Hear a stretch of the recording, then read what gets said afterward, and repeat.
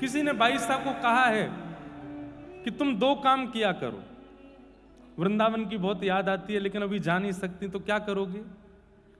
जिस दिशा में वृंदावन है, मेड़ता से वृंदावन जिस दिशा में है, उस दिशा की ओर नित्य प्रणाम किया करो, उस दिशा की ओर बैठी रहा करो, उस दिशा को ही देखती रहा करो।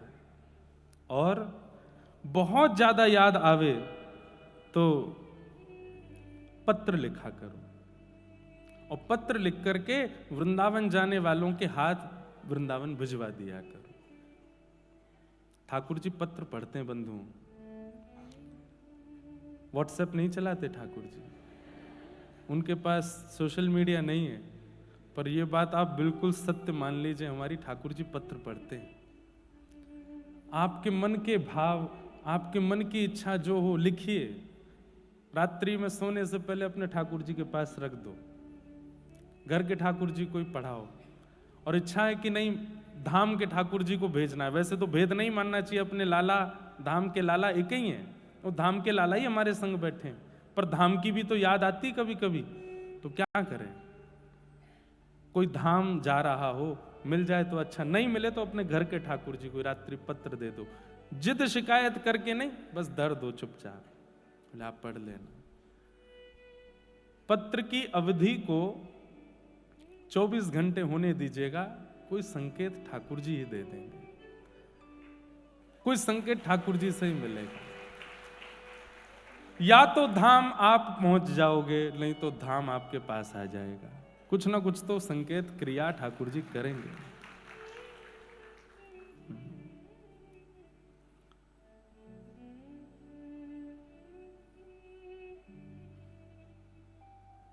ऐसे मीराबाई, मीरा के प्रभु गिरधर नागर, मीरा के प्रभु गिरधर नागर, चरण कमल रखाए, हो चरण कमल रखाए, मैं कैसे लिखूं, लिखी ही न जाए, पतियां मैं कैसे लिखूं।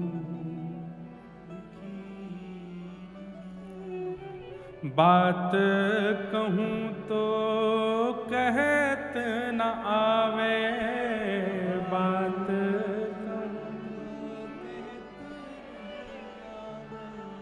क्यों जियरा रयो है डराए, हो जियरा रयो है। बाईसा की स्थिति देखो, वृंदावन जा नहीं सकती, पत्र में कुछ लिख नहीं पा रही हैं, कह कुछ पा नहीं रही हैं। बंधुओं, प्रेम का जब, प्रेम की जब हृदय में ज्वार भाटा आता है ना, तो बस मन होता है वो कहीं प्रकट हो, कहीं कह दिया जाए, किसी को सुना दिया जाए, पर बाईसा के सारे द्वार बंद हैं, ना तो जा सकती है, ना लिख सकती है, ना बोल पा रही। तब उस दिशा की ओर जाने वाले पक्षियों को, उस दिशा की ओर जाने वाली हवा को, उस दिशा की ओर जाने वाले लोगों को ही कह देती हैं, कुछ मत कहिएगा, बस कह देना कि एक मीरा है जो आपको याद करती है, धाम को प्रणाम कर देना मेरी ओर से। विपत हमारी देख तुम चाले, विपत हमारी हो कहियो हरि जो सो जाए, हो कहियो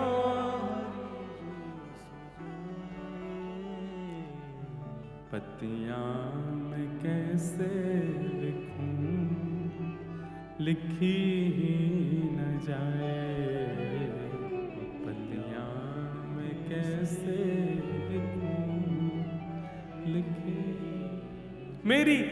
मेरी अवस्था तो देख ली है आपने, बस हरि को जाके बता देना कि मेरी अवस्था क्या है, मेरी स्थिति क्या है।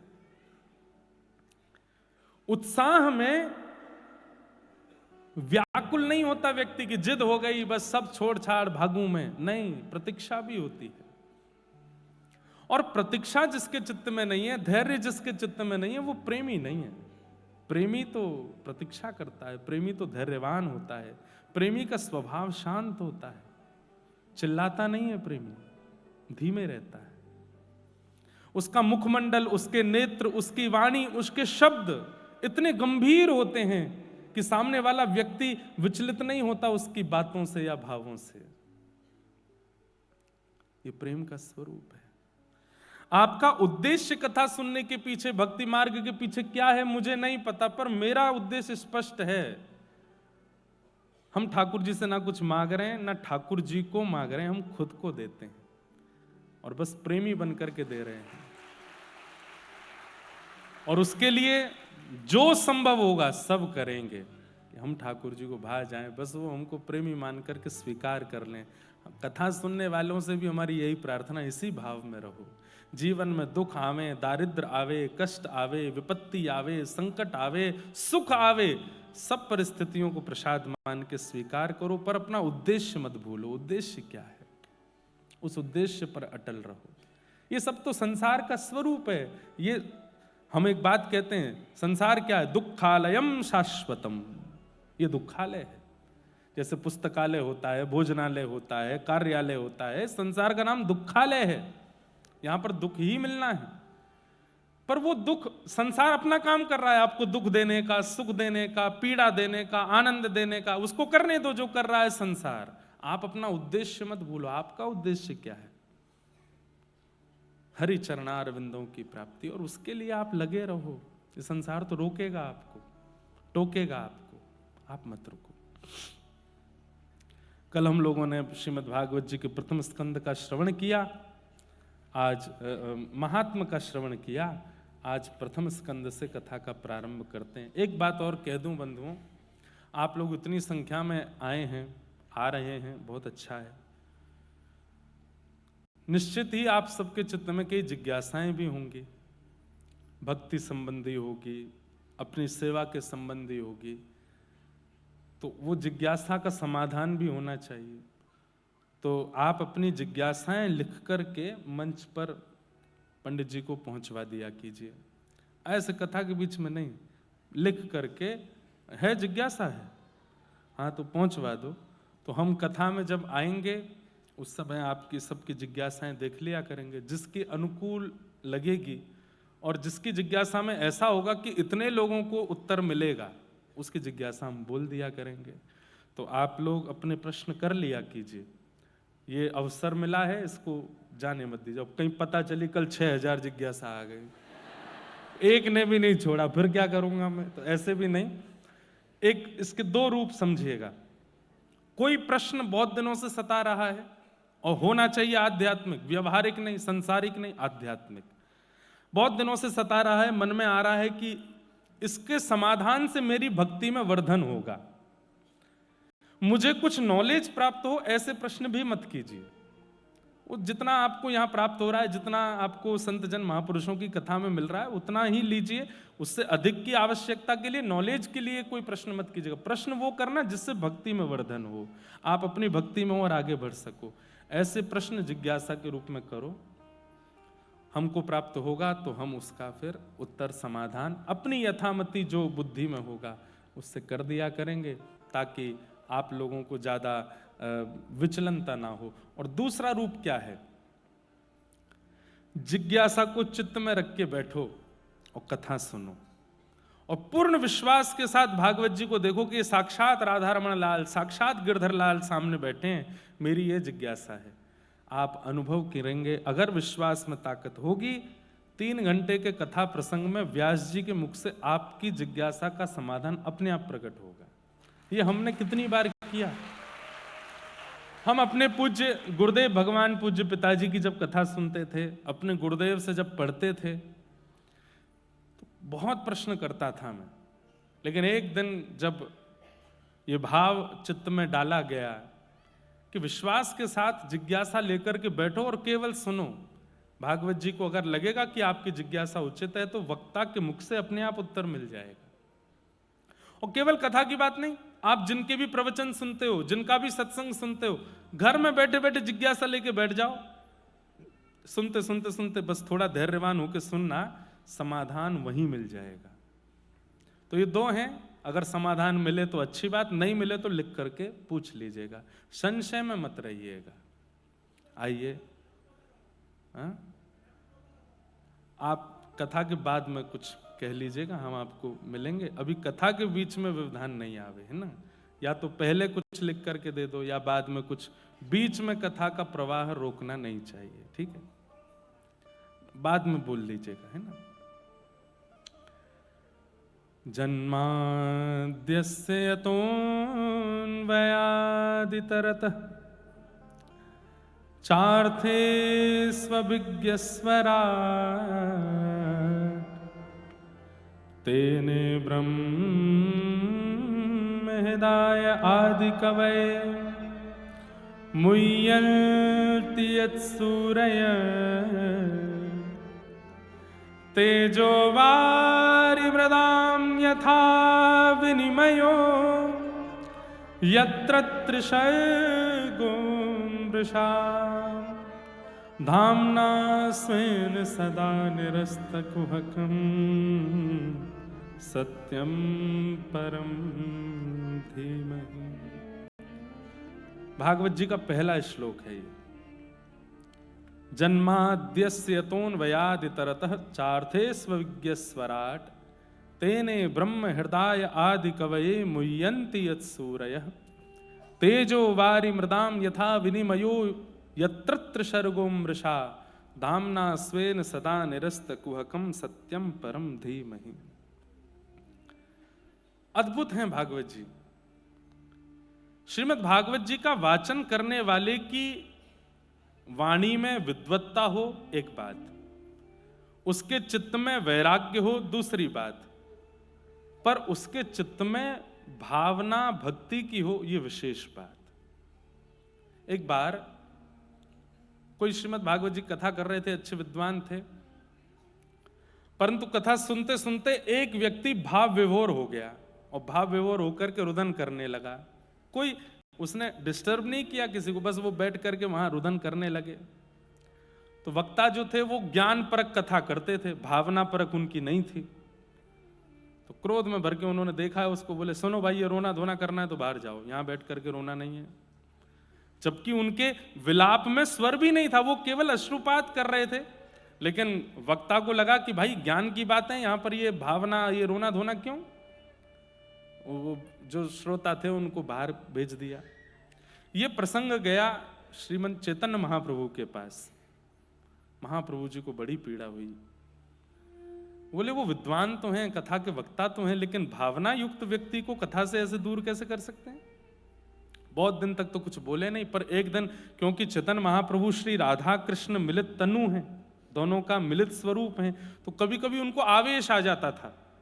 एक दिन आवेश में आकर के कथा में पहुंच गए और व्यास जी को इतना डांटा इतना डांटा।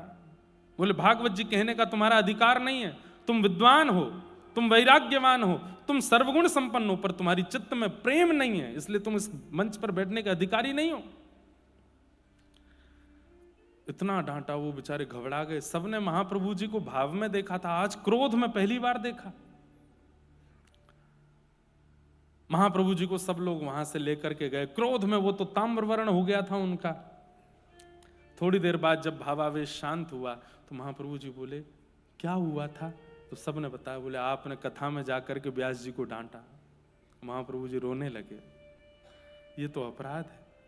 व्यासाय विष्णु रूपाय, व्यास तो विष्णु रूप होता है, उसको हमने कैसे ऐसी बात बोल दी। अभी चलो अभी चलो, मुझे लेके चलो, मैं क्षमा मांगू। और थोड़ी देर बाद ही महाप्रभु जी आए और रोते हुए आके उनको हृदय से लगाया, मुझे क्षमा कर देना, मैंने आपको ऐसा बोला। तो व्यास जी घबरा के बोले आप दूर ही रहो, अभी तो आके मेरे को इतना सुना रहे थे और अब इतने भावना में आ गए आप। तो महाप्रभु जी ने उनको हृदय से लगाया, बोले ऐसी बात नहीं, पर मैं आपको एक बात कहूं। बोले क्या। अच्छा हुआ कि ये घटना हुई। क्यों। आपसे एक वैष्णव अपराध बन गया था। आपने कथा में एक श्रोता को रोते विलखते देख उनको कथा से दूर किया, जबकि उनकी कथा से किसी को दिक्कत नहीं हो रही थी सुनने से, एक होता है, कई श्रोता ऐसे हो जाते हैं कि वो महाराज भावना तो क्या ही, वो आसपास के लोगों को सुनने भी नहीं देते। कई बार कई जगह कथा होती है, वहां पे देवी देवता भी आ जाते हैं लोगों में, वो इधर उधर वालों पे बाल बाल छिड़कते हैं, गिरते हैं इधर उधर, ऐसा होता है। ऐसा नहीं। भावना, एक बात और कहूं, संसार के लिए जब विलाप होता है ना तो व्यक्ति बेचैन होता है, पर ठाकुर जी के लिए जब विलाप करता है ना तो वो स्थिर हो जाता है। उसका शरीर फड़केगा नहीं, फिर वो स्थिर रहेगा। नेत्रों में अश्रु होंगे पर मुख से स्वर नहीं होगा। महाप्रभु जी ने समझाया कि तुम्हारा वो दोष दूर हो गया मेरे रोष करने से, अब आप चिंता मत करो, पर अब हमारी आज्ञा प्रेम से स्वीकार करो। कथा में प्रेम चित्त में धारण करो, भक्ति चित्त में धारण करो, भावना से कथा कहा करो। श्रीमद् भागवत प्रेम का विषय है। कथा सुनने के बाद यदि आपके चित्त में प्रेम प्रकट नहीं हुआ, आप अब भी दोष देखते हैं, अब भी दूसरों के अंदर आपको कमियां दिखाई देती हैं, अब भी ईर्ष्यावान आप बने हुए हैं, तो आपने कथा नहीं सुनी है। कथा सुनने का प्रमाण क्या है? आपके चित्त में प्रेम प्रकट हो जाए। कथा सुनने का प्रमाण क्या है? अब आपके शब्द घट जाएं। पहले बहुत बोलते थे, अब कम बोलते हैं, थोड़ा बोलते हैं, अल्प बोलते हैं, शांत रहने की इच्छा होती है। कथा सुनने का अभिप्राय क्या है? ये सब चित्त में प्रकट होना, सहजता, सरलता, दीनता, निर्मलता, ये सब आपके चित्त में, अगर कथा, अनेक सत्संग श्रवण करने के बाद भी ये परिवर्तन आपके चित्त में नहीं आया, तो फिर क्या कथा सुनी आपने? जीवे दया नामे रुचि, महाप्रभु जी कहते हैं जीव के प्रति दया और नाम के प्रति रुचि ये बननी चाहिए। कथा सुनने वाला, सत्संग निरंतर करने वाला व्यक्ति ऐसा ही हो जाता है, धैर्यवान, दीनवान, थोड़ा अल्प शब्दावली का प्रयोग करने वाला, परिस्थिति कैसी भी हो एक रस रहने वाला, ज्यादा विचलित ना होने वाला। ये कथा सुनने वाले का स्वरूप होता है। लेकिन खूब कथाएं सुनी, खूब प्रवचन किया, फिर भी दोष नहीं गया, दूसरे के प्रति ईर्ष्या की भावना नहीं गई, क्रोध में कटौती नहीं हुई, शब्दावली घटी तो नहीं और बढ़ गई। कई लोगों में ऐसा होता है, कथा बहुत सुनने से उनके अंदर भी इच्छा हो जाती है हम भी कथा करें। अब हमने बहुत सुन लिया, अब हम सबको सुनाएं। हमने बहुत सुना, अब हमारी सुनो, अब हम क्या कह रहे हैं।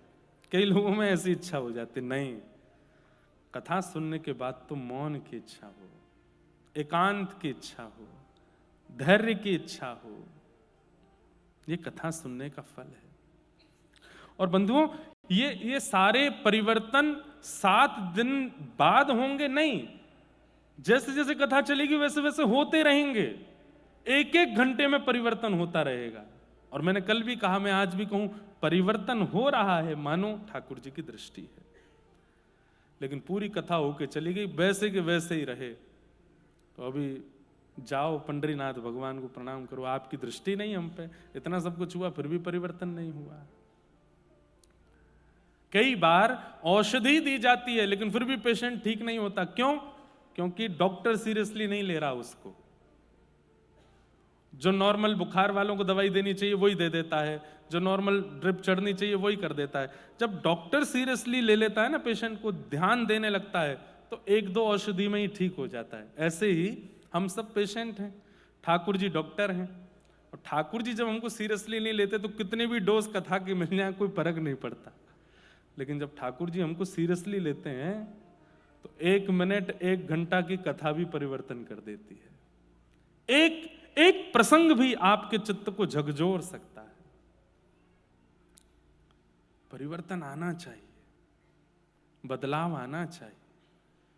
श्रीमद् भागवत के प्रथम श्लोक में भगवान के सत्य स्वरूप को वंदन किया, सत्यम परम धीमहि। मैं परम सत्य को वंदन करता हूं। ठाकुर जी परम सत्य हैं। सब सत्य का प्रमाण देते हैं, पर ठाकुर जी परम सत्य स्वरूप से ही हैं, उन्हें प्रमाण की आवश्यकता नहीं। जब मैं नहीं था तब भी भागवत जी थी, आज मैं हूं तो भी भागवत जी हैं, मैं नहीं रहूंगा तब भी भागवत जी रहेंगी। आप नहीं थे तब भी ये संसार भूगोल था, खगोल था। आप हैं तो भी है, आप नहीं रहोगे तो भी रहेगा। जिसकी सत्ता त्रिकालाबाधित है, हमेशा है, वही सत्य है और वो परमात्मा है। उनकी सत्ता सदा है। आपके होने ना होने से, उनके होने ना होने पर कोई असर नहीं होगा, इसलिए वो सत्य हैं। ऐसे परम सत्य को हम प्रणाम करते हैं। और एक और बात कहें, भगवान सत्य हैं, भगवान का नाम परम सत्य है, नाम परम सत्य है। एक महापुरुष हमारे व्रजमंडल में, उनसे मैंने एक जिज्ञासा की, महाराज जी, हमारी इच्छा तो नहीं थी कि यश मिले कथा कहने से, इतने लोग जुड़े, ऐसी इच्छा नहीं थी। 10 साल से कथा कर रहे हैं, पहले तो बहुत कम ही लोग आते थे, तब भी कोई ऐसी इच्छा नहीं थी। अब इतने आते तो भी ऐसी कोई, पर ये यश मिलने पर अपयश की चिंता बनी रहती है। ऐसी स्थिति में हम क्या करें? तो महाराज जी ने बहुत अच्छी बात कही, बोले इस जन्म की इच्छा नहीं होगी, पूर्व जन्म की इच्छा रही होगी कि मुझे बहुत लोग मुझसे जुड़ जाएं, तो वो पूर्व जन्म की इच्छा इस जन्म में पूरी हो रही। दूसरी बात, यश मिले, अपयश मिले या फिर किसी भी प्रकार की स्थिति हो, ये आपके मन को विचलित तब करती है जब आपके जीवन में नाम नहीं होता। आप जब नाम आश्रित हो जाते हैं, ठाकुर जी का नाम लेने लगते हैं, तो फिर आपत्ति विपत्ति क्या कर रही है इससे असर नहीं होता। और इतनी अच्छी बात बताई, ध्यान से सुनिएगा, जैसे कोई व्यक्ति आपको गाली दे दे, कोई व्यक्ति आपको अपशब्द बोल दे, तुरंत आपका रिएक्शन आता है। चलो आपने कुछ बोला भी नहीं तो आप उसकी तरफ देखते तो हैं, आप थोड़े क्रोध में तो भर जाते हैं, आपकी नसों में थोड़ी गर्म खून का प्रवाह तो हो जाता है, आपकी भ्रुकुटी माथे की थोड़ी सी टेढ़ी तो हो जाती है, भले ही आपने कुछ बोला नहीं पर थोड़ा असर तो हुआ। कितनी अच्छी बात वो महापुरुष कहते हैं कि जब किसी की गाली देने पर एक क्षण का असर होता है, ऐसे नाम सुनते ही असर होने लग जाए, तब समझो कि नाम की कृपा है। मैंने कहा श्री राधा और आप पे कुछ नहीं हुआ, आपने सामान्य सुना, तो अभी नाम की कृपा नहीं। लेकिन जैसे ही कहा गया श्री राधा रमण, श्री राधा वल्लभ, राम कृष्ण हरि, और सुनते ही नेत्र बंद हो गए, रोंगटे खड़े होने लगे, शरीर में एक आनंद की लहर दौड़ने लगी। समझो अब नाम आया है जीवन में। अपशब्द सुनकर के, अपयश सुनकर के, लोगों की अनर्गल बातें सुनकर के आपका चित्त विचलित होता है, नाम सुनकर के प्रसन्न क्यों नहीं हुआ?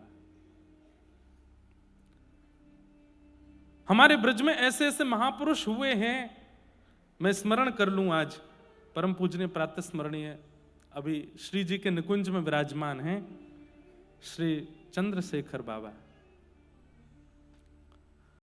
बहुत अंतरंग रूप से जिन्होंने ब्रज का सेवन किया होगा, उन्होंने उनका दर्शन किया होगा। आजकल के बालकों ने तो किए भी नहीं होंगे। नाम के प्रति ऐसी रुचि कि जब कोई नाम गाता था ना, हरे कृष्ण कृष्ण कृष्ण हरे हरे, हरे राम राम राम हरे हरे, तो बैठे बैठे बाबा के नेत्रों से अश्रु नहीं, पिचकारी चलती थी अश्रुओं की। कहते थे कि अश्रु यहां से निकलते सामने गिरते थे। बोले ऐसा कभी देखा नहीं गया। जो स्थिति महाप्रभु चैतन्य महाप्रभु की होती, वो बाबा की स्थिति। कोई माइक पर कीर्तन कर रहा है, अब माइक पे बोल रहे हैं हरे कृष्ण कृष्ण कृष्ण हरे हरे, तो बोला गया यहां, लेकिन आवाज आ रही है उधर माइक में से, और कोई व्यक्ति निकलता था तो उसको रोक देते, अभी रुक जा, देखो वहां नाम चल रहा है, उसको लांघो मत, नीचे होके जाओ, ऐसे बैठ के जाओ। इतना नाम के प्रति रुचि। हम लोगों की स्थिति बताती है कि हमारे चित्त में क्या है। किसी का अपशब्द हमको विचलित कर देता है, पर नाम हमको प्रसन्न नहीं करता। इससे पता चलता है कि हमारी स्थिति क्या है। स्थिति ऐसी बना लेनी है कि आप मुंबई में रहते हैं, बड़ी बड़ी बिल्डिंग्स हैं यहां पर, और कहीं से आपको नाम सुनाई दे जाए तो आपसे भोजन ना बन पाए, आपसे अपना काम ना हो पाए, आप अपने आप को रोक ना पाए, बस मन हो चलें और जाके एक बार उसको देख हमें जो ये नाम गा रहा है, तब समझो नाम की कृपा है आपके ऊपर, नाम आपके भीतर विराजमान है। पुरानी बात है लेकिन कह देता हूं। कांदिवली में हमारी कथा होती थी, 2-3 साल हुई लगातार। तो वहाँ हम ऐसे फ्लैटों में, जैसे यहाँ तो सब घर तो होते ही कम है, यहाँ तो फ्लैट में ही रहते हैं सब लोग, फ्लैट में रुके थे। तो हमारे सब मित्रगण, सब हमारे ब्राह्मण देवता और हमारे कुछ संगीतज्ञ भी थे साथ में। कथा के बाद रात्रि में आए, मन नहीं लग रहा था भोजन प्रसाद करके, क्या करें। तो हमने कि लाओ ढोलक वोलक निकालो, थोड़ा नाम करते हैं। बैठ के महाराज कीर्तन गाने लगे, मन चल वृंदावन धाम। अभी नहीं गा रहा हूं। रटेंगे राधे राधे नाम, मिलेंगे कुंज बिहारी, ओढ़ के कामर का। अब एक भैया हमारे बिल्कुल ब्रज की तरह नृत्य कर रहे थे और महाराज ताली बजा बजा करके, और बिल्कुल जैसा ब्रज में नृत्य होता है, और खूब जोर से ढोलकी बजा बजा करके खूब नाच रहे, गा रहे थे। थोड़ी देर बाद हमारा गेट खटखटाया किसी ने। बाहर देखे तो एक व्यक्ति, एक अंकल जी थे, इतना शॉर्ट पहना था उन्होंने घुटने से ऊपर, सफेद बाल उनके, यहाँ नाक पे इधर चश्मा लटका रखा था, ऐसे देख रहे थे, और साथ में पुलिस लेके आए और बोले हमको सुबह 7 बजे जॉब पे जाना है, और ये लोग कहां से अनपढ़ गंवार आ गए हैं यहाँ आकर के इतना उल्टा सीधा ये नाम की, इन पकड़ो इनको। पता नहीं ये मुंबई है, यहाँ 10 बजे के बाद शोर करना मना है। मैंने कि शोर नहीं हो रहा भैया, ये तो नाम हो रहा। क्या नाम हो रहा? ये शोर है, हम सो नहीं पा रहे, हमारे बच्चे सो नहीं पा रहे। वो तो बेचारे चले गए। पुलिस वाले हमारे उत्तर प्रदेश के ही थे, वो समझा के गए, महाराज जी जहां संकीर्तन को शोर बोल दिया जाए, समझो यही कलयुग है। आप लोग मत करो, आप तो बस आनंद से अंदर ही धीरे धीरे गा लो, बजा लो। अब यहाँ ज्यादा शोर करोगे तो ये, यहाँ तो हम वाद्य हैं, ये जितनी बार हमको फोन करेंगे सोनम हमको आना पड़ेगा, आप अभी धीमे धीमे कर लो। मैं ठीक है भैया। तो ये एक एक्सपीरियंस था कि बताओ, गाली सुनने से विचलित होते हुए लोग देखे, पर नाम सुन के विचलित हो गया कोई, उसको शोर कहकर के पुलिस बुला लाया। ये कलिकाल है भैया। लेकिन हमारी भावना ऐसी, और मैं जानता हूं यहां कितने लोग ऐसे हैं जो कथा के बारे में जैसे ही पता चला कि कथा हो रही है तो कितना कुछ छोड़ छाड़ के आ रहे होंगे। बच्चे स्कूल से आए, तुम आके बेटा खा लेना, हमने रख दिया है भोजन तुम्हारा। और पति को बोल दिया होगा, पत्नी को बोल दिया होगा, तुम देख लेना, संभाल लेना, 7 दिन की बात है, इस नए साल पे हमको कुछ नहीं चाहिए, बस कथा सुनने दो हमको।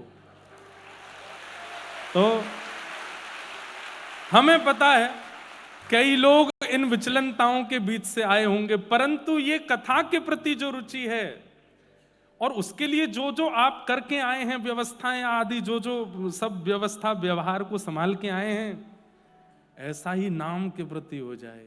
कोई नाम बोल दे, अरे भैया एयरपोर्ट पर, रेलवे स्टेशन पर, बस स्टैंड पर, कहीं पर, आपके ऑफिस में, मॉल्स में दिख जाए किसी के गले में कंठी माला, तो मन हो जाए इससे जाके राधे राधे तो बोल दूं एक बार। कंठी पहन के घूम रहा है, कोई दिख जाए बंबई के सड़कों पर घूमता हुआ, माथे पर उर्दुपुंड लगा है, तो मन हो जाए भले इसका नाम ना पूछें, पर एक बार 1-2 मिनट बात तो करें, कहां से आए, ये भी कथा सुनते हैं, हम भी सुनते हैं, ऐसा भाव। नाम आपको उत्सुक कर दे और बस मन हो कि मैं दौड़ूं, जाऊं, सुनूं, इसके बिना रह ना पाऊं।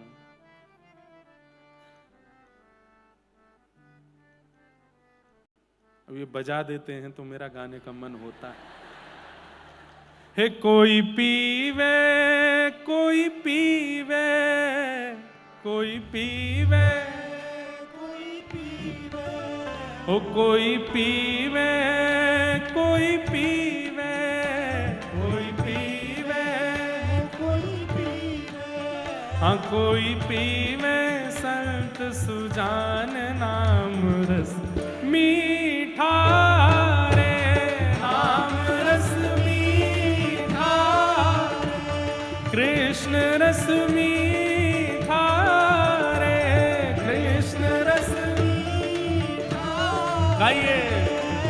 हे कोई पीवे, हाँ कोई पीवे, कोई पीवे, कोई पीवे, कोई पीवे हो, कोई पीवे, कोई पीवे, कोई पीवे, कोई पीवे संत सुजान नाम रस मीठा रे, नाम रस मीठा, कृष्ण रस मीठा रे, कृष्ण रस मीठा, राधे कृष्ण कृष्ण कृष्ण राधे राधे, राधे कृष्ण कृष्ण कृष्ण राधे राधे, राधे श्याम श्याम श्याम राधे राधे, राधे श्याम श्याम श्याम राधे हे राधे कृष्ण कृष्ण कृष्ण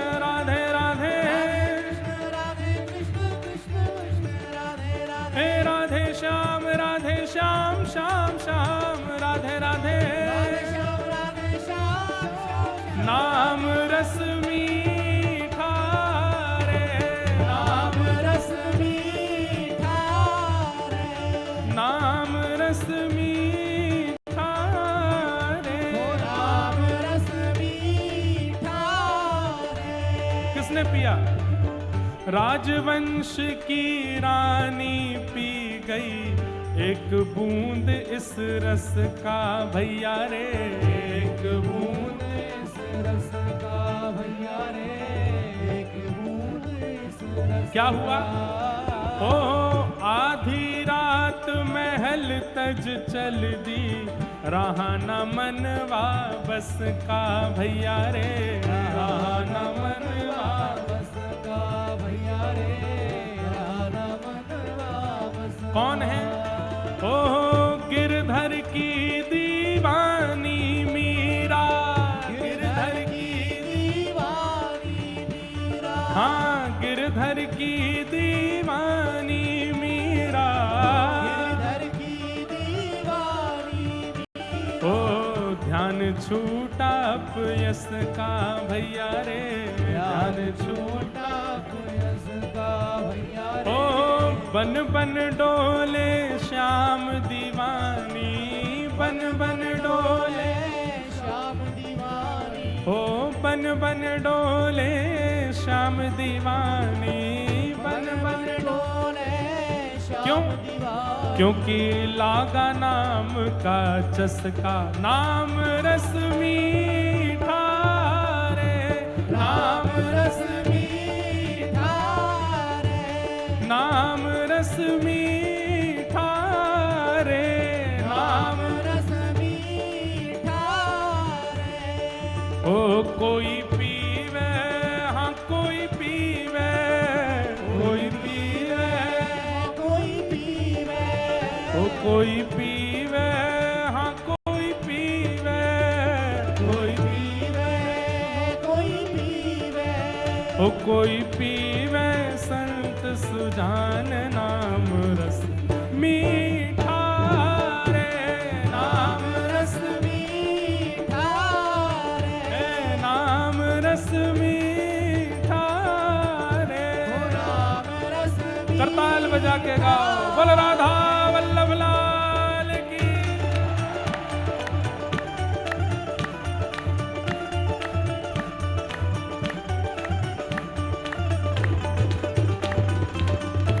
प्यारे गिरधर गोपाल की।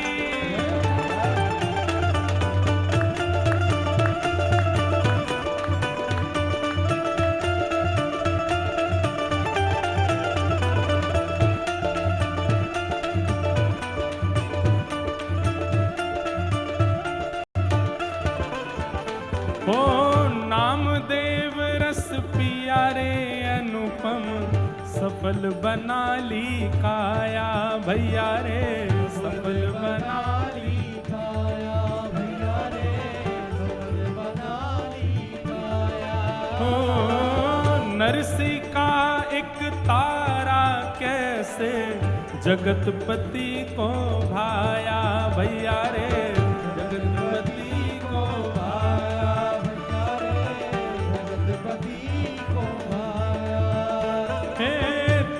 तुलसी सूर फिरे मधुमाते, तुलसी सूर फिरे मधुमाते, हाँ तुलसी सूर फिरे मधुमाते, तुलसी सूर फिरे मधुमाते, क्योंकि रोम रोम रस छाया भैया रे, रोम रोम रस आया भैया रे, भर भर पी गई व्रज की गोपी, भर भर पी गई, ब्रज की गोपी, भर भर पी गई व्रज की गोपी, भर भर पी गई ब्रज की गोपी, तब सुंदर तम पिय पाया नाम रस, नाम रस, नाम रस मीठा रे, नाम रस मीठा रे, हे कृष्ण रस मीठा रे। कृष्ण रस मीठा रे, आइए ओ कोई पीवे, हाँ कोई पीवे, कोई पीवे, कोई पीवे, ओ कोई पीवे, हाँ कोई पीवे, कोई पीवे, कोई पीवे, ओ कोई पीवे संत सुजान नाम रस मीठा रे, नाम रस मीठा रे, हे कृष्ण रस मीठा रे।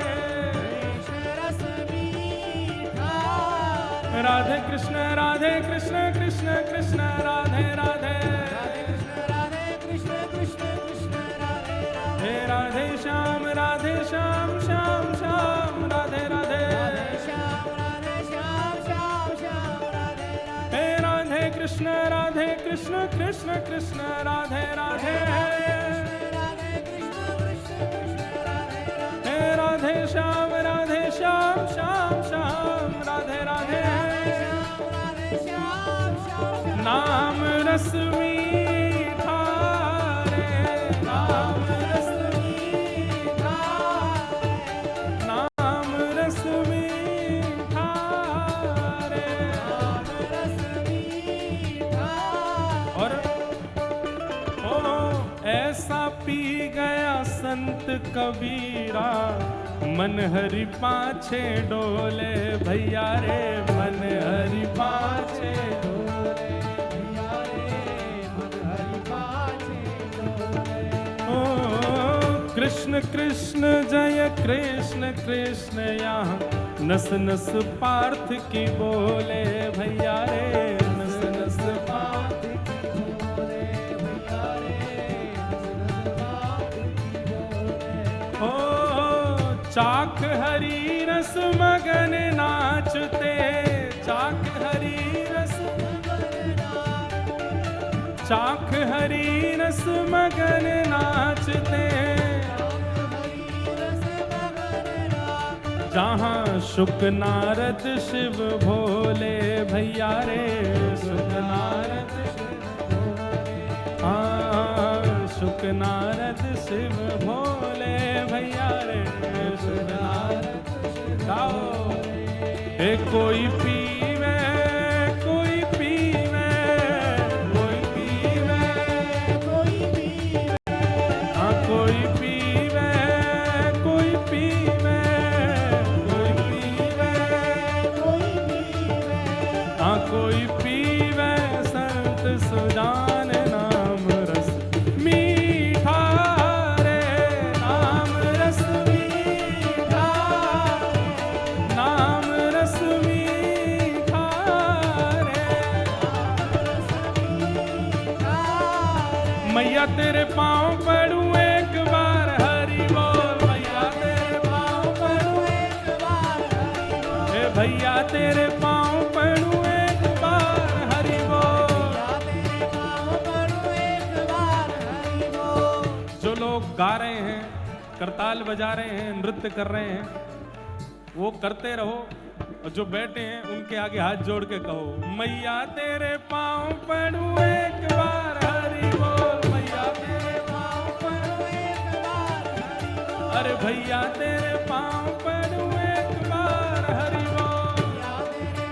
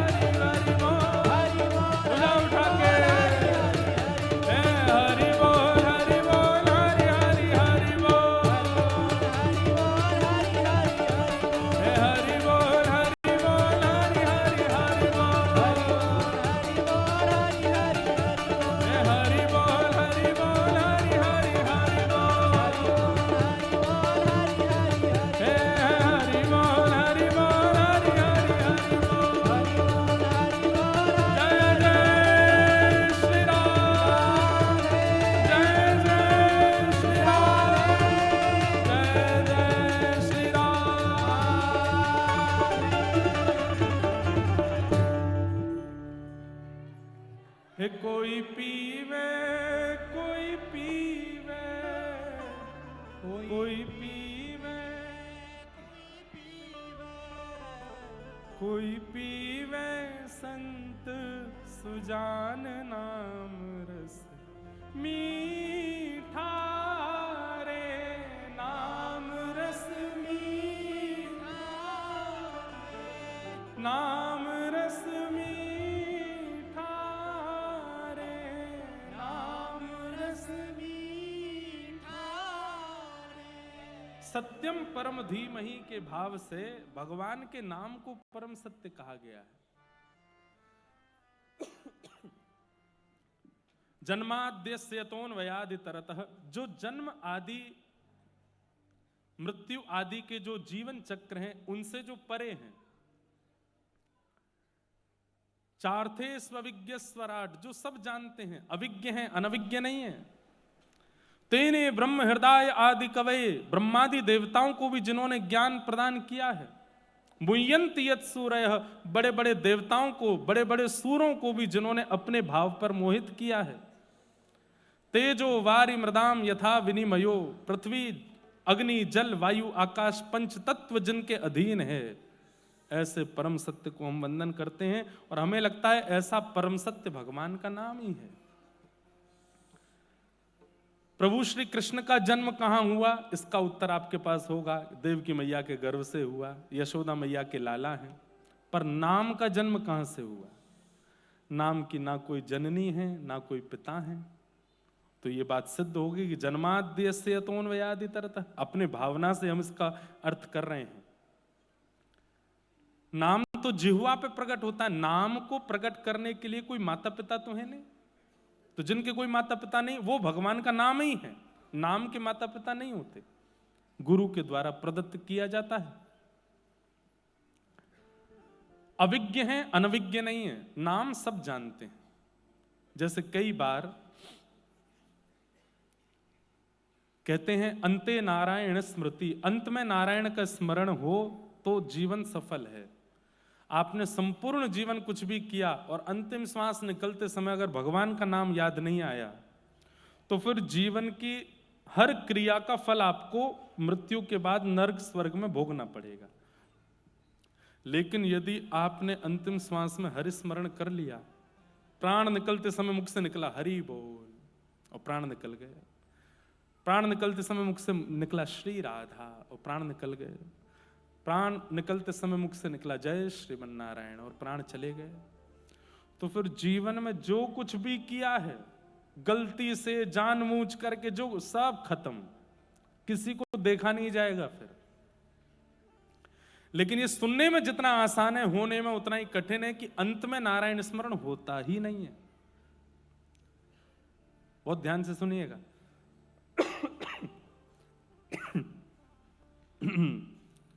उत्तर भारत का प्रसाद है। हमारे यहाँ तो अगर कथा हो रही होती है अभी ऐसे ऑडिटोरियम में, तो या तो व्यास जी की आवाज सुनाई दे रही होती है या श्रोताओं की खांसी। आप लोगों के यहाँ तो मौसम बढ़िया है, हमारे यहाँ तो बहुत उबड़ खाबड़ चल रहा है। तो माइंड मत करना अगर बीच बीच में हम हो जाएं। क्या बता रहा था मैं? अंते नारायण स्मृति। व्यक्ति जीवन भर कुछ भी कर ले और अंत में नारायण स्मरण करे तो उसके जीवन के किए हुए समस्त दोष भुला दिए जाते, पर अंत में नारायण स्मरण होता ही नहीं। कहते हैं कि व्यक्ति के जब प्राण निकलने की स्थिति आती है, उसको अपना पूरा जीवन याद आता है। जो जो आज भी आपको स्मरण में नहीं होगा कि आपने 4 साल की उम्र में क्या किया था, 2 साल की उम्र में, 3 साल की उम्र में आपने क्या किया था, 12 साल की उम्र में घर में क्या हुआ था, अभी आपको याद नहीं होगा। पर मृत्यु काल, जब स्वाभाविक मृत्यु आती है, तो व्यक्ति को सब याद आता है। अपना पूरा जीवन दिखाई देता है। मेरा जन्म तब हुआ था, पहली स्मृति मेरे को ये है, पिताजी मेरे लिए खिलौना लाए थे, माँ मुझको लेकर के वहाँ गई थी, फिर उसके बाद मेरी बहनें ऐसे प्यार करती थी, फिर मैं स्कूल जाने लगा था, स्कूल में एक टीचर ने मुझे इस बात पर डांटा था, अभी याद नहीं होगा तब याद आएगा। वहां पे मेरा ये मित्र था, अरे इस मित्र को तो मैं भूल ही गया, जीवन भर कभी याद नहीं, वो सब याद आएगा। उसके बाद मेरा विवाह हुआ, मेरे बालक हुए, मेरे ससुराल पक्ष के लोग ऐसे थे, मेरे पियर के ऐसे थे, वहाँ के ये यहाँ पे घाटा हुआ, यहाँ पे मुनाफा हुआ, इतना कमाया, ये घर बनाया, वो सब याद आएगा। पर यदि आप भक्ति हृदय के व्यक्ति नहीं हैं तो सब याद आएगा, पर ये याद नहीं आएगा कि आपने दादर में कथा सुनी थी। आप कभी, बहुत सीरियस बात कर रहे हैं हम, ये याद नहीं आएगा कि आप वृंदावन गए थे, ये याद नहीं आएगा कि पंढरपुर में आपने सेवा की थी। अंत में भरिस्मरण नहीं होता। और ये आपके कर्म डिसाइड करते हैं कि आपके अंतिम क्षणों में आपको क्या याद दिलाना है। क्यों हमारे संत जन आज्ञा कर रहे हैं, क्यों ग्रंथ आज्ञा कर रहे हैं कि कलयुग केवल नाम आधारा। कलयुग में ज्ञानी होना बहुत अच्छी बात है, कलयुग में विरक्त होना बहुत अच्छी बात है, पर कलयुग में नाम जापक होना बहुत जरूरी है। क्योंकि कलयुग में ज्ञान हो सकता है कि अंत काल में आपको उबारने नहीं आएगा, वैराग्य नहीं आएगा, नाम आएगा। नाम ही, जितना नाम जपेंगे, जितना नाम आपका दिन भर में होगा, वो नाम किस लिए होगा कि आपका जब अंतिम काल आएगा तो आपको और कुछ याद नहीं आएगा, बस यही याद आएगा कि पहली बार मैं वृंदावन कब गया था, गिरिराज जी की परिक्रमा कैसे करी थी, पंडरीनाथ भगवान कैसे दिख रहे थे, राधा रमण जी ने कैसी पोशाक पहनी थी, बिहारी जी में कैसे मनोरथ हुए थे, उस कथा में हमने क्या सुना था, उन महाराज जी ने क्या बोला था, कौन कौन से भक्त मुझे जीवन में मिले हैं, कौन से भक्त मुझे प्रिय हैं। ये नाम का प्रभाव होगा। जब नाम असंख्य स्थिति में आपने जीवन में जपा होगा तो अंतिम क्षण में केवल भगवत स्मृति होगी, और अंत में यदि नारायण स्मरण हो गया तो आपका जन्म लेना सफल हो जाएगा। फिर अब पता नहीं बात समझ में कितनों को आई कि नहीं पता नहीं, पर ये बात समझ में आ जाए तो आपका कथा सुनना सफल है। नाम इतना जपिए, इतना जपिए, इतना जपिए कि महाराज लिमिट क्रॉस कर दीजिए। घर वाले भी कहने लगे भाई बस बहुत हो गया। पहले तो पति बोले कि बहुत हो गया, पत्नी बोले बहुत हो गया, फिर उसके बाद धीरे धीरे बच्चे बोलने लग जाए माँ बस भी करो, पूरे दिन तुम नाम ही जपती रहती हो। फिर सास ससुर तक बात पहुंच जाए। भाई देखो, जब किसी व्यक्ति को व्यसन लगता है ना तो सबसे पहले उसके सबसे पास वाले को पता चलता है, तो वो रोकता है, ए भाई ये सब मत किया कर, ये गलत बात है। लेकिन फिर भी व्यसन करता है। फिर बात थोड़ी बाहर चली जाती है, बाहर के 2-4 लोग कहते हैं भाई ये सब मत किया करो, अच्छी बात नहीं है, लेकिन वो फिर भी करता रहता है। फिर बात घर के बड़े बुजुर्गों तक पहुंच जाती है, वो भी रोकते हैं, फिर भी नहीं रोकता, फिर छुप छुप के करता है। और एक समय आती है, मीराबाई कहती हैं अब तो बात फैल गई जाने सब कोई, अब तो बात फैल गई जाने सब कोई। क्या? मेरे तो गिरधर गोपाल, मेरे तो गिरधर गोपाल, दूसरों न कोई, दूसरों न कोई, मेरे तो गिरधर गोपाल। अब तो फैल गई बात। उस दिन मानो हर व्यक्ति टोक जाता है आपको, भाई बस कर, इतना क्यों करता है। तब समझो कि अब नाम शुरू हुआ है। अब जितने संसारी हैं इन सबको पीड़ा हो रही है मेरे नाम जाप से। तब छुप के करो, बैठ के करो, बिना दिखाए करो, करो, लिमिट क्रॉस कर दो नाम जप में। पता चली 2 महीने बाद घर में कलेश हो रहे हैं बंबई में, कौन करवा के गया? महाराज जी करवा के गए। वही कह के गए थे ऐसा नाम करो। नहीं, विपरीत तो देखो, जब आप भक्ति मार्ग में आएंगे ना तो समाज विपरीत होगा। पता नहीं क्यों कुछ लोगों के चित्त में कलयुग प्रवेश करके आपको दोषी दिखाने लगेगा कि ये दोषी है, इसका अपमान करो। और बस उस समय धैर्य रखिएगा, धैर्य मत टूटने दीजिएगा। कई बार बंधुओं, समाज आपके पीछे पड़ता है अपनी इच्छा से, कई बार ठाकुर जी पीछे पड़वाते हैं आपको परखने के लिए। कल मैं कथा प्रसंग सुना रहा था श्री पुरंदर दास जी का। उनके साथ भी एक लीला करी विट्ठल भगवान ने। ध्यान से सुनना। तो एक बार की बात है, दरबारी पुरंदर दास जी, कल हमने कथा सुनी थी उनके प्रसंग में कि वो महाकंजूस थे, फिर विट्ठल भगवान ने एक लीला करके उनको भक्त बना लिया। जिन्होंने कल नहीं आए थे वो कल की कथा सुन लेना, तो पुरंदर दास जी का चरित्र आ जाएगा स्मरण में। तो जब वो भक्त बन गए, अब तो ऐसा होने लगा कि जैसे ही भक्ति प्रारंभ होती है ना बंधु, एक बात बहुत ध्यान से सुनिएगा, जब भक्ति प्रारंभ होती है तो कुछ समय तक अनुभूतियां बहुत होती हैं। जैसे आप घर में ठाकुर जी लेके आओगे, पहले पहले सेवा करना प्रारंभ करोगे, बहुत दिनों तक अच्छी अच्छी अनुभूति होंगी। ओ देखो ये संकेत कर रहे हैं, ये ऐसा कह रहे हैं, ये ऐसा कर रहे हैं, सब कुछ आपके अनुकूल और आपके बिल्कुल ऐसा लगेगा कि संकेत हो रहा है। पर कुछ समय बाद संकेत होने बंद हो जाएंगे। संकेत होने भी बंद हो सकते हैं, या फिर दूसरा आप कहो कि आप इतनी सेवा कर चुके कि अब आप यूज्ड टू हो गए सेवा के, अब आपको संकेत होते ही नहीं है। रोज 6 बजे सेवा होती थी सुबह प्रारंभ, अब कह रहे हैं ठीक है 7 बज गए, कोई बात नहीं, 8 बज गए, ठीक है घर गई तो ठाकुर जी कर दो। ऐसी स्थिति आने लग जाएगी। संकेत धीरे धीरे कम होंगे। बीच में ये स्थिति सबकी बनती है। बहुत बिरले ही ऐसे होते हैं जिन पर गुरु कृपा या नाम की कृपा होती है, जिनके जीवन में भक्ति में ये थोड़ा आलस्य नहीं आता हो, नहीं तो आ जाता है। तो पुरंदर दास जी जब भक्त बन गए और पंढरपुर सब छोड़ छाड़ के पंढरपुर में आके निवास करने लगे, तो उनका इतना यश हो गया सब जगह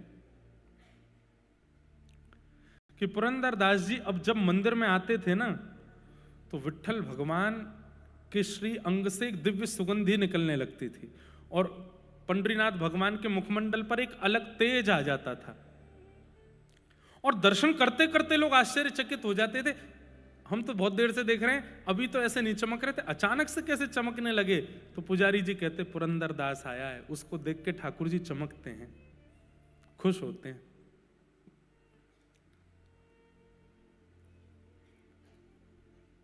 अब तो ऐसी स्थिति हो गई, लोग बाहर दर्शन करते थे पंडरीनाथ भगवान का, और जैसी सुगंधी आती थी सबको पता चल जाता था पुरंदर दास आया होगा, और पीछे मुड़ के देखते तो पुरंदर दास जी आए हुए होते थे। अब इससे हुआ क्या कि उनकी प्रसिद्धि इतनी हो गई पूरे पंढरपुर में कि अब पुरंदर दास जी जब अपने घर से निकलते थे तो रोड़ों को लोग फूलों से सजा देते थे, उनके चरण छूते थे, ऊपर से पुष्प वर्षा करते थे, माला पहनाते थे, उनको वंदन करते थे। लोग बाग घुटनों पर बैठ के रोते थे पुरंदर दास जी को देख करके कि आप इतने बड़े भक्त हैं, आप हम पे कृपा करो। भक्ति में प्रसिद्धि मिले आपके हाथ में नहीं है, पर प्रसिद्धि को स्वीकार करना अस्वीकार करना यह आपके हाथ में है।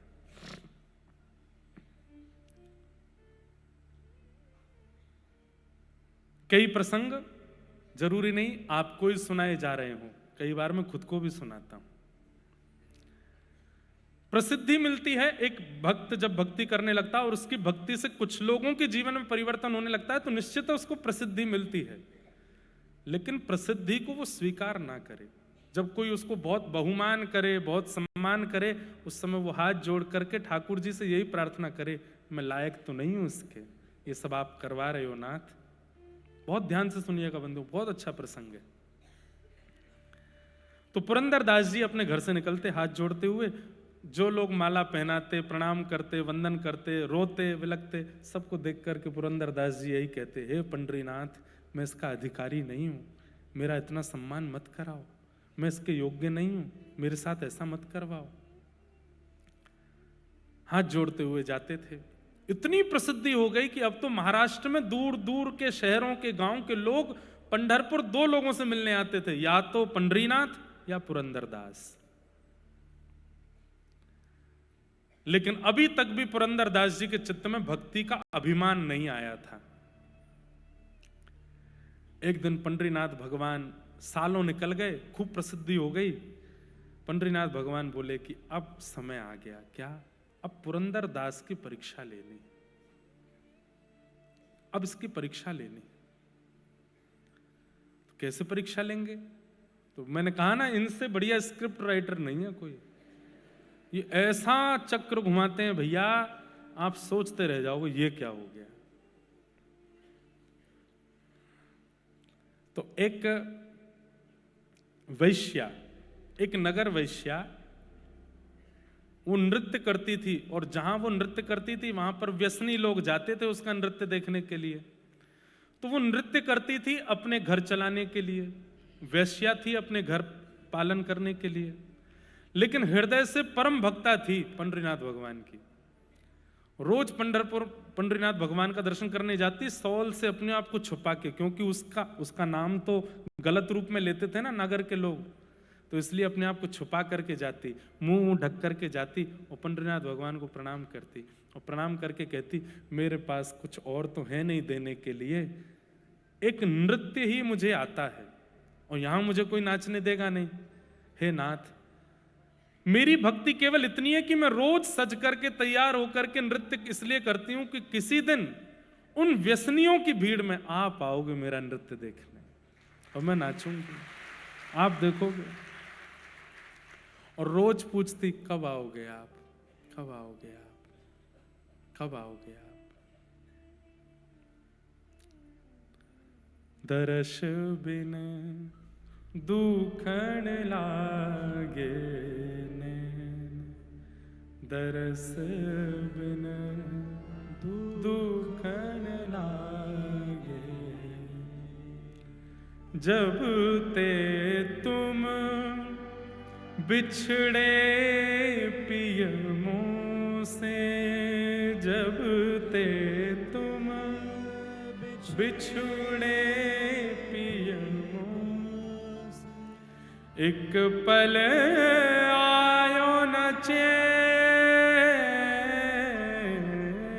एक पल आयो न चैन, दरस बिन दुखन लागे नैन, दरस बिन दुखन लागे। अब स्थिति ये हो गई कि वो वैश्या रोज जाती है और ठाकुर जी के आगे जाके अब डांटती है, मेरे पास क्यों आओगे, वैश्या हूं ना। अपने शरीर को संसार के रंजन में लगा रखा है ना, ये संसार तो मुझे अपवित्र बोलता ही है, लेकिन आप पतित पावन अपने आप को कहना बंद कर दो, क्योंकि पतित पावन वो जो पतितों को भी स्वीकार करता हो। मैं पतित हूं इस पंढरपुर में, आपने अभी तक मुझे स्वीकार नहीं किया, आप पतित पावन कैसे हो गए?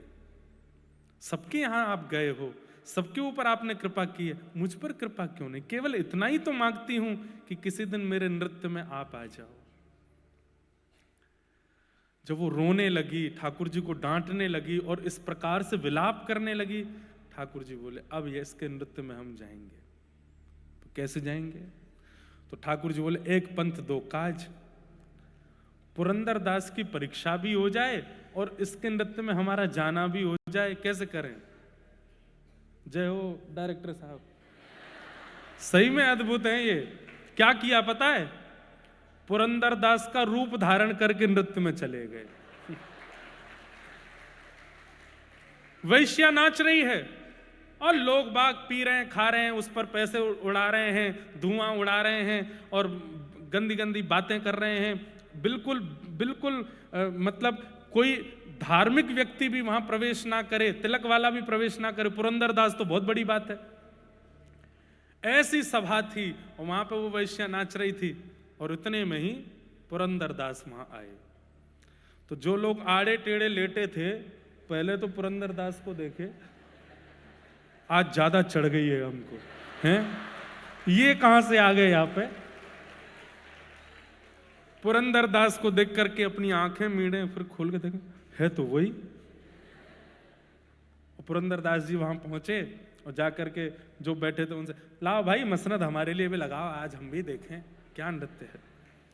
लेकिन वो वैश्या, उसके तो हाथ पांव कांपने लगे। बोले कि हरि नहीं आए लेकिन हरिजन आ गए हैं, और हरिजन आए हैं।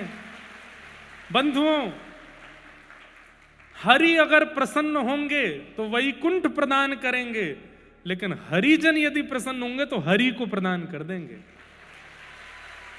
हरि प्रसन्न हो ये बाद की इच्छा होनी चाहिए, हरिजन प्रसन्न हो ये पहली इच्छा होनी चाहिए। हरिजन प्रसन्न, आपने हरिजनों को ही उठा रखा है, हरि रिझेंगे आपसे? हरिजनों को ही पीड़ा दे रखी है, हरिजनों को ही कष्ट दे रखा है, हरिजनों को रुलाया है, हरि कैसे मिलेंगे आपसे? वो तो इतनी प्रसन्न हो गई, हे पंडरीनाथ अब आप भले ही मत आना, मुझे तो मिल गया, मेरे हरिजन आ गए सामने, अब तो वो ऐसा नृत्य करे, ऐसा नृत्य करे।